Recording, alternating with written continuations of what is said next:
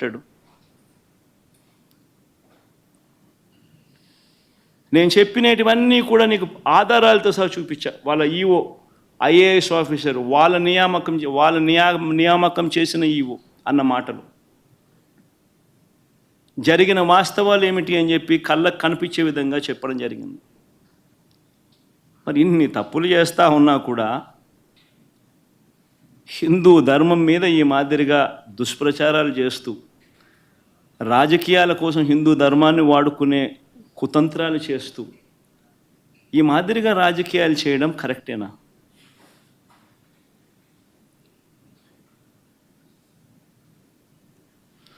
ప్రతి ఒక్కరు ఆలోచన చేయమని అడుగుతా ఉన్నాను. నన్ను గుడికి పంపించినా పంపించకపోయినా కానీ చంద్రబాబు నాయుడు చేసిన పాపాన్ని రాష్ట్ర ప్రజల మీద పడకుండా ఉండేందుకు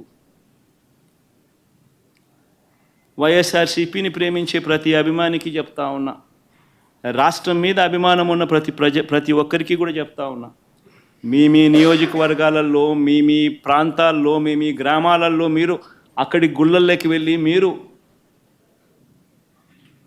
పూజలు చేయండి, దేవుణ్ణి అడగండి, దేవుణ్ణి ముక్కండి.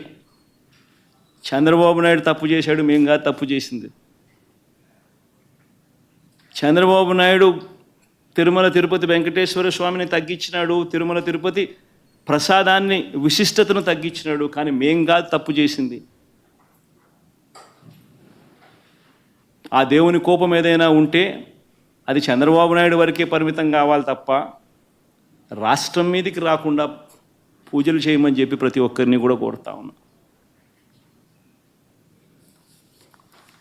4 మాటలు ఇంగ్లీష్లో కూడా మాట్లాడతా. 4 మాటలు ఇంగ్లీష్లో కూడా చెప్తే